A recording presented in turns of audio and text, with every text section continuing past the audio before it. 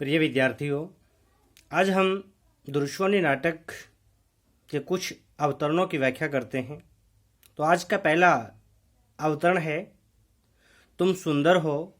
ओह, कितनी सुंदर, किंतु सोने की कटार पर मुग्ध होकर उसे कोई अपने हृदय में डुबा नहीं सकता। तुम्हारी सुंदरता, तुम्हारा नारीत्व अमूल्य हो सकता है, फिर भी अपने लिए मैं स्वयं कितना आवश्यक हूँ ये कदाचित तुम नहीं जानती हो।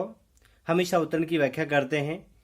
इसमें कुछ कठिन शब्द हैं, उनको देख लेते हैं। सबसे पहले इसमें एक कठिन शब्द आता है कटार। ये कटार है। कटार का अर्थ होता है छुरी। सुंदरता का अर्थ जानते हो, सुंदर। आवश्यक का अर्थ होता है जरूरी, और कदाचित, कदाचित का अर्थ होता है शायद। तो हम इसके प्रसंग की बात करते हैं। प्रस्तुत पंक्तियां जयशंकर प्रसाद जी द्वारा रचित ऐतिहासिक नाटक दुर्श्वामिनी के प्रथम अंक से ली गई है। इस नाटक में जयशंकर प्रसाद जी ने स्त्रियों के अधिकारों संबंधी समस्याओं को पूरे जोश और खरोश के साथ उठाया है।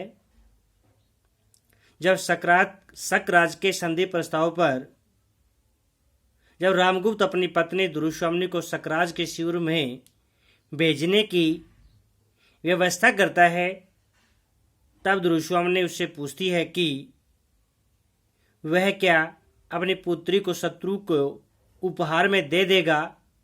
क्या वह उसे बचाने के लिए अपनी जान की बाजी नहीं लगा सकता। इस पर रामगुप्त बड़ी निर्लजता के साथ दुर्श्वामिनी से इन पंक्तियों में कहता है। अब हम व्याख्या करते हैं। रामगुप्त कहता है कि बेशक दुर्श्वामिनी, तुम बहुत सुंदर हो, तुम्हारा सौंदर्य अतुलनीय है, परंतु व्यवहारिक रूप से यह किसी के लिए संभव नहीं है कि कोई सोने की कटार के सौंदर्य पर मुग्ध होकर उसे अपने हृदय में उतार ले और अपने प्राणों का त्याग कर दे। रामगुप्त कहना चाहता है कि दुर्श्वामिनी के सौंदर्य उसके मान सम्मान को बचाने के लिए स्वयं अपने प्राणों को दांव पर नहीं लगा सकता।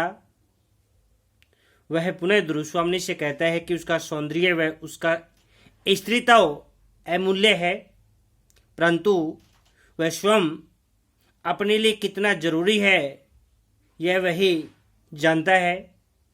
इस रहस्य को दुर्श्वामिनी नहीं जानती। रामगुप्त के कहने का आशय यह है कि वह अपनी कीमत पर दुर्श्वामिनी को नहीं बचा सकता। अब हम इसके विशेष में भावार्थ आता है। इस अवतरण में यही भावार्थ निकल कर के आता है कि कोई भी पुरुष अपने स्वार्थों की पूर्ति हेतु अपनी पत्नी के अर्थात नारीत्व के सम्मान को बचा नहीं सकता। अर्थात इस अवतरण में पुरुष को एक कायर बताया गया है। भाषा सहज एवं सरल है। साहित्यिक खड़ी बोली का प्रयोग किया गया है। तत्सम शब्दावली की प्रधानता है। प्रसाद गुण है। व्यंजना समझ शक्ति है और संवाद शैली का प्रयोग किया गया है। अगला अवतरण है, नहीं, अपनी रक्षा में स्वयं करूंगी। मैं उपहार में देने की वस्तु शीतल मणि नहीं हूं। मुझ में रक्त की तरह लालिमा है। मेरा हृदय उष्ण है और उसमें आत्म सम्मान की ज्योति है। उसकी रक्षा में मैं ही करूंगी। रचना से कृपाणी निकालती है। इसमें हम कठिन शब्द जान लेते हैं। कठिन शब्दों में हम बात करते हैं। स्वयं स्वयं होता है खुद, उपहार होता है भेंट, रक्त रक्त का अर्थ होता है खून, उष्ण उष्ण का अर्थ होता है गर्म, और ज्योति का अर्थ होता है प्रकाश। रसना रसना होती है करघनी, कृपाणी कृपाणी होती है छोटी छुरी। तो हम इसके प्रसंग की बात करते हैं। प्रसंग वहीं का वहीं जो पिछला अवतरण में दिया गया था वहीं लिखना है। हम बात व्याख्या की करते हैं। इस अवतरण में दुरुस्वामिनी रामगुप्त से कहती है कि वह बार बार प्रार्थना करने के बाद भी वह उसके प्राणों की रक्षा नहीं कर सकता। तब वह उसे व्यंग्य रूप में कहती है। दुरुस्वामी रामगुप्त के मुंह से यह शब्द सुनकर कि तुम उपहार की वस्तु हो, आज मैं तुम्हें किसी दूसरे को देना चाहता हूं, इसमें तुम्हें क्यों आपत्ति हो? क्रोध से कांप उठती है। वह रामगुप्त को फटकारती हुई कहती है कि यदि तुम मेरी रक्षा नहीं कर सकते और कोई अन्य भी मेरा रक्षक नहीं है तो मैं अपनी रक्षा स्वयं करूंगी। वह सब शब्दों में कहती है कि मैं किसी को उपहार में देने की वस्तु शीतल मणि नहीं हूं, जिसे जब जब चाहा किसी को सौंप दिया। मुझ में जीवन की प्राण धारा प्रभावित है। मेरी धमनियों में रक्त की तरह लालिमा है, तब मेरे हृदय भी अपने मान सम्मान के प्रति सचेत है। प्राणों के रहते मैं इस प्रकार अपने आश्रितों और गौरव को मिट्टी में न मिलने दूंगी। मेरे हृदय में आत्म सम्मान का प्रकाश प्रकाशित है, अतः अपने नारियों की रक्षा स्वयं करूंगी। उसके बाद इसमें हम विशेष जानते हैं, विशेष में भावार्थ को लेते हैं। इस अवतरण से यही भावार्थ निकल करके आता है कि दुरुस्वामिनी स्वयं अपने नारिताओं का, स्वयं ही अपनी आत्म सम्मान की रक्षा करना चाहती है। बाकी कुछ विशेष जो का तो पहले के पहले की तरह आएगा। हम अब अगला अवतरण मैं प्रार्थना करती हूँ कि तुम यहाँ से चले जाओ। मुझे अपने अपमान में निर्वसन नग्न देखने का किसी पुरुष को अधिकार नहीं। मुझे मृत्यु की चादर से अपने को ढक लेने दो। इस अवतरण में जो कठिन शब्द है वो है अपमान। अपमान होता है बेइज्जती।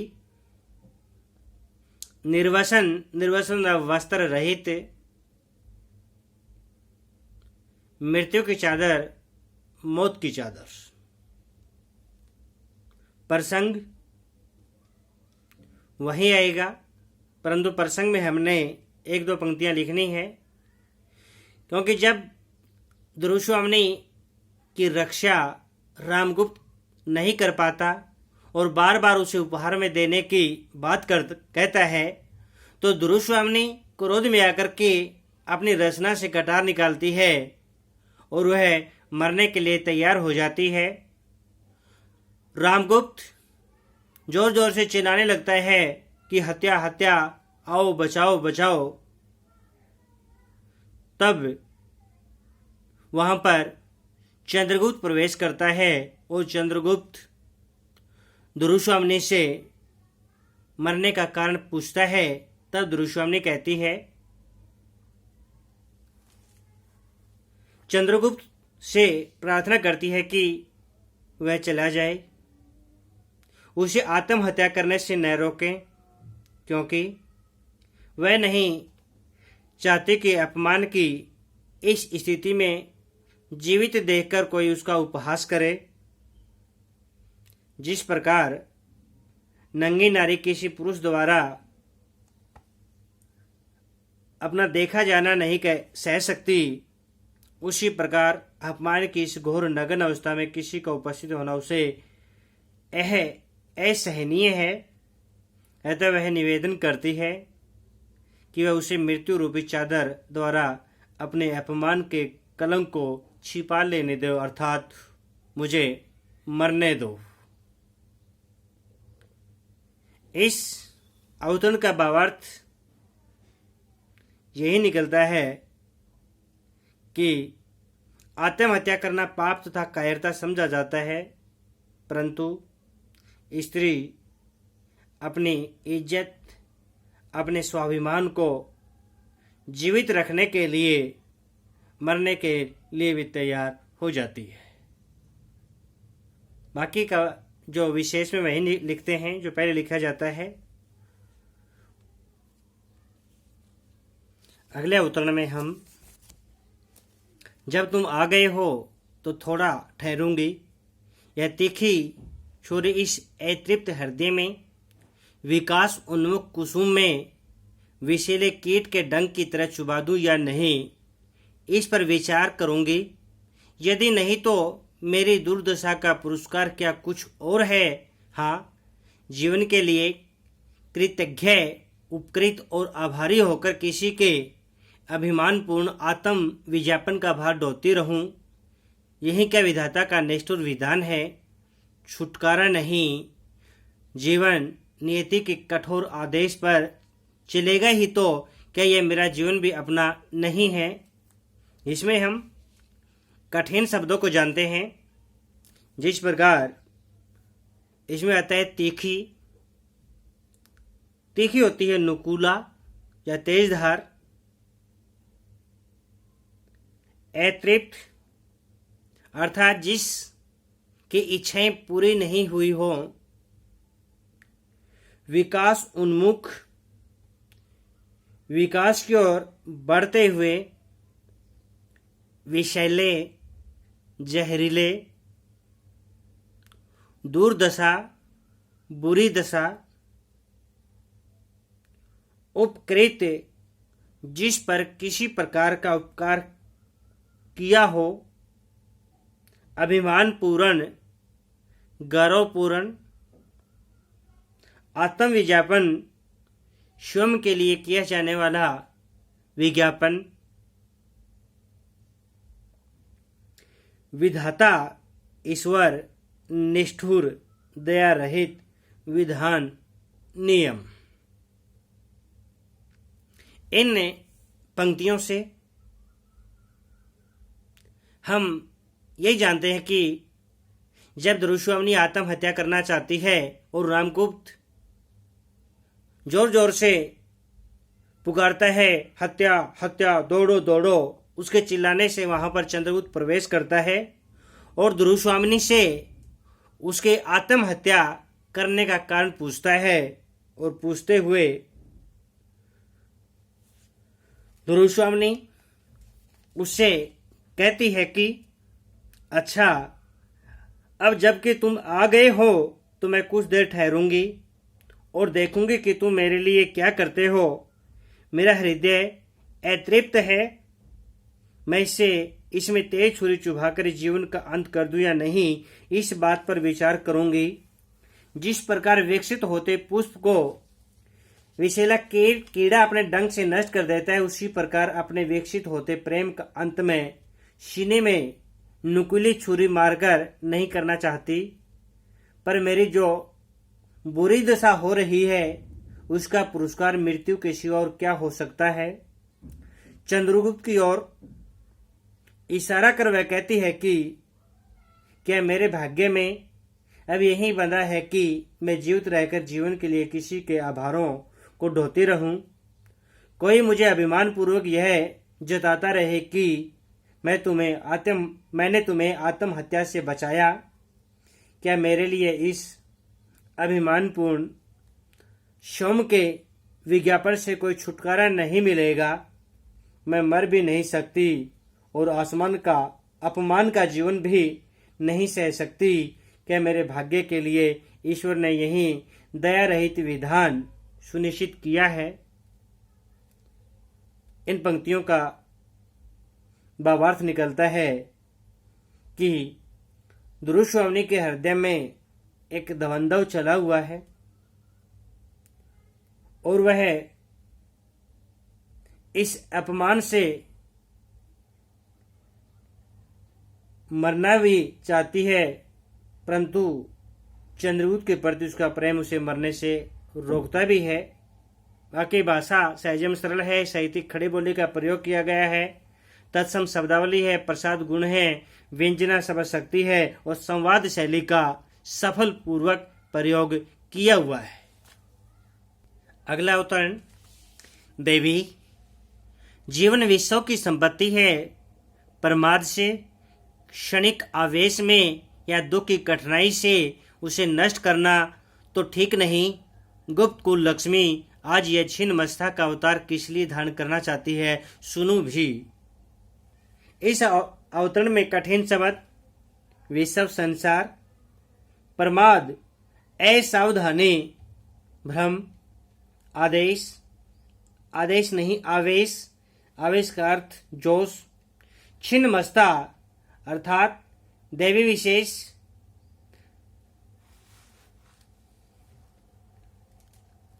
अब इसमें हम प्रसंग की बात करते हैं। प्रसंग जोगा तो लिखना होता है, परंतु यहाँ पर चंद्रगुप्त दुरुस्वामिनी को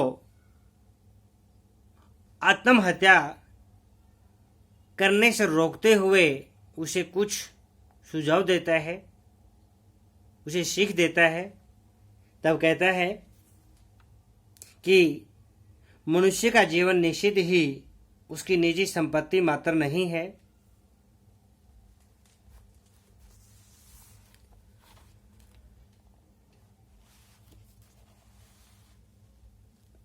जिसे वह संसार में कल्याणकारी कार्य करता है। इसलिए किसी प्रकार की उत्तेजना, आवेश अथवा दुख की दशा में घबराकर अथवा कठिन परिस्थितियों का सामना नहीं कर सकने के कारण अपने जीवन को आत्महत्या के द्वारा नष्ट करना उचित नहीं है। वह दुरुस्वामिनी से पूछता है कि गुप्त वंश की महादेवी को आज यह छिन्न मस्ता देवी का रूप किस लिए धारण करना पड़ रहा है, वह अपनी आत्महत्या किस कारण से करना चाहती है। चंद्रगुप्त और दुरुस्वामिनी के अपमानित होने के कारण का अब तक पता नहीं था। तो इन पंक्तियों का जो भाव निकलता है, उसने बताया कि जो मानव का जीवन है